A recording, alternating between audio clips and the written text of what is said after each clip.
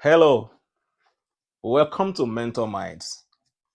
Once again, my name is Oladimeji Akere.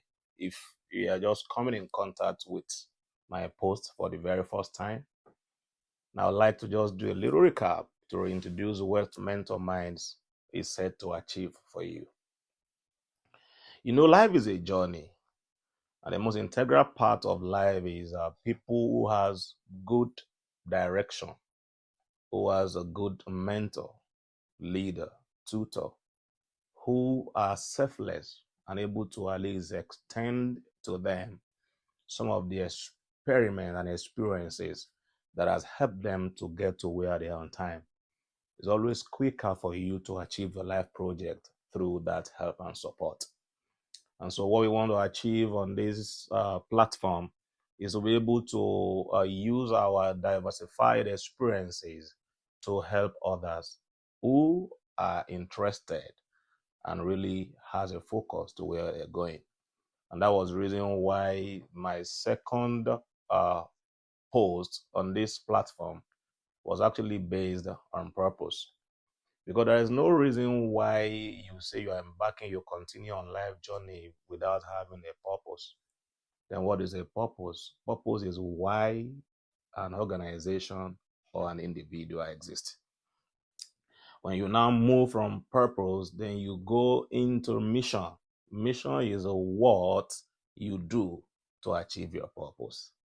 Purpose is what gives you the light out of the darkness of life. You realize that most people never know what to do, and that's the reason why sometimes they leave their originality onto following artificial. When you lack purpose, there is no early or good arrival at what life has for you. And one good thing I want us to know, like I said in my post the other time, I mentioned there and I cited a scripture from the book of Philippians chapter 2 and verse 13. If you're coming in contact with this now, you can try to search for that post, or you go through that scripture and see that God does not create anybody without a reason. And for whatever reason you think you are existing, whether you are an atheist, you are a Christian, you are a Muslim, whatever religion you are, you're Buddhist, whatever it is, you exist for a purpose. And that's why you see people in different kind of profession. You see IT, you see medicine, you see engineering, you see entrepreneurs, you see a lot of people in different form. There are some people that are in arts, they're doing pretty well. And when you ask so many of them some questions, they will tell you that they did not learn whatever trade they have from anybody. Even though they didn't learn, but right inside of them, there is somebody that they mirror their steps after, no matter how they want to do it. Myself, I can use myself as an example. I don't really have somebody that I can say directly that is my mentor. But the fact remains that I have people that I admire their life pursuit and passion, which I've read of, which I watch all the time and listen to.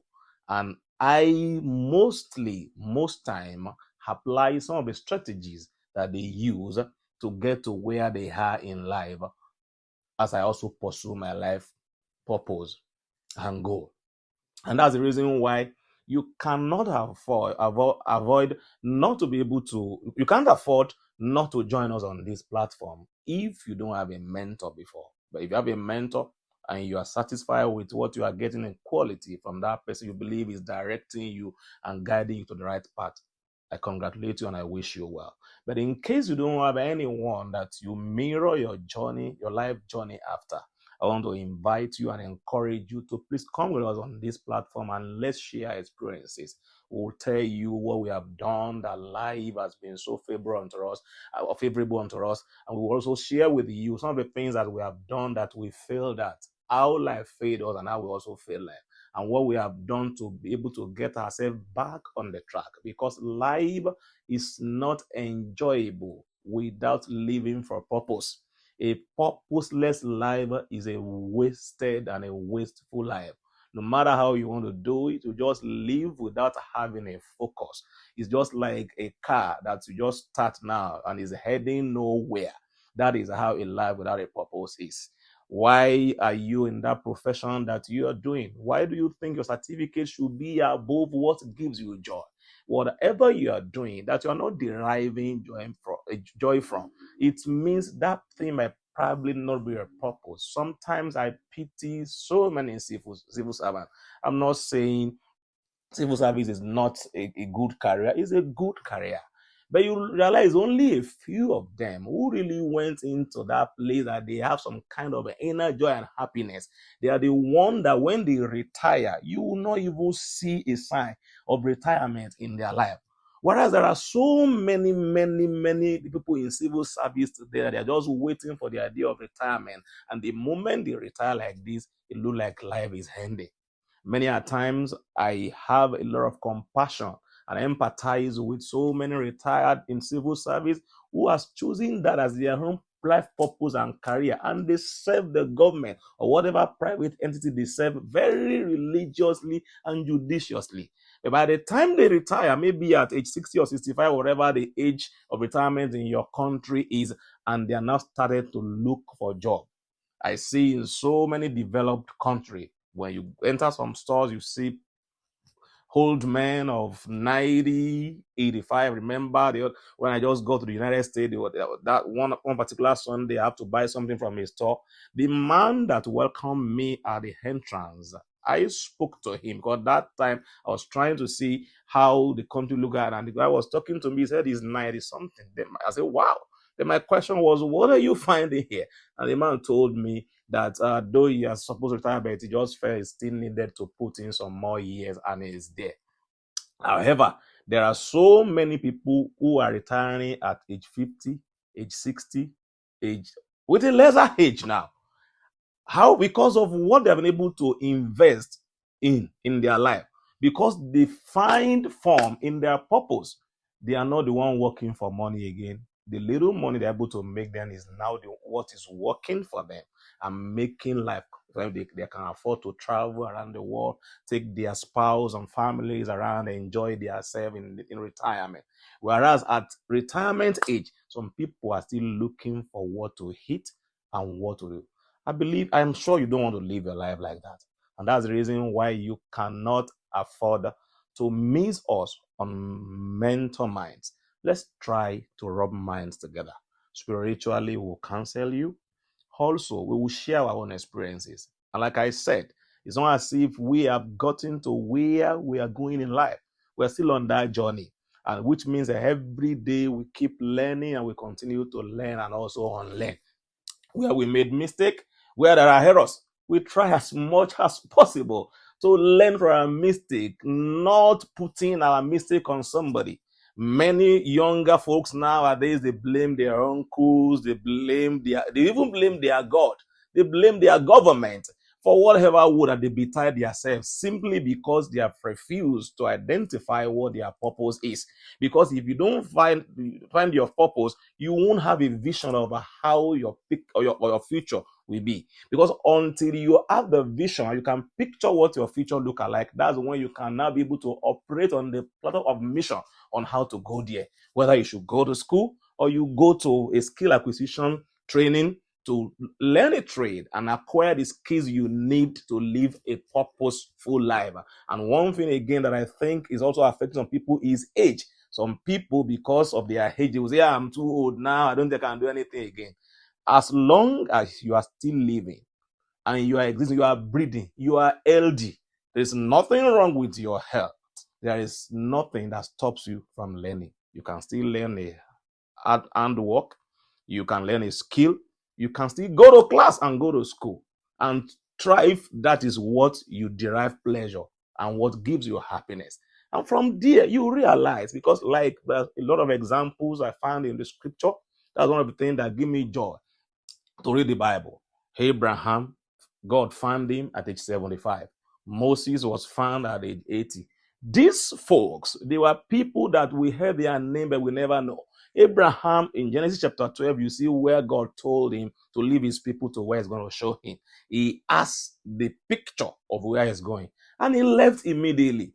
Today, everybody is singing Abraham's blessings. I'm blessed in the morning, and noon and at night, because somebody at age 75 was able to embrace his own purpose, went on that journey, became a farmer. Then he was able to rear a lot of sheep and animals, and he became an animal farmer. And so somebody who is able to single-handedly slaughter big cow for 2 angels who visited him. The question is, the needs in your life, if the needs arise now, how are you meeting it? The fact that you are old, you are aged, or that you have failed before doesn't mean you will continue to be a failure. All you need to do is to settle down and find out what your own is. Another thing I want to address is so many young folks now who has turned the church into a place of purpose. I'm not saying church is not a place of purpose, but the question is that many younger folks who are saying God called them into full-time ministry now, are you sure God really called you? Because if God does not call you, the hunger that awaits you on that journey is very real. And until it starts setting on you, before it starts setting on you, you need to sit down now and answer that question convincingly. So you convince yourself whether truly God has really called you. Don't let anybody bamboozle you into full-time ministry when God has not called you. In that your career as a medical doctor, you can serve God with your profession.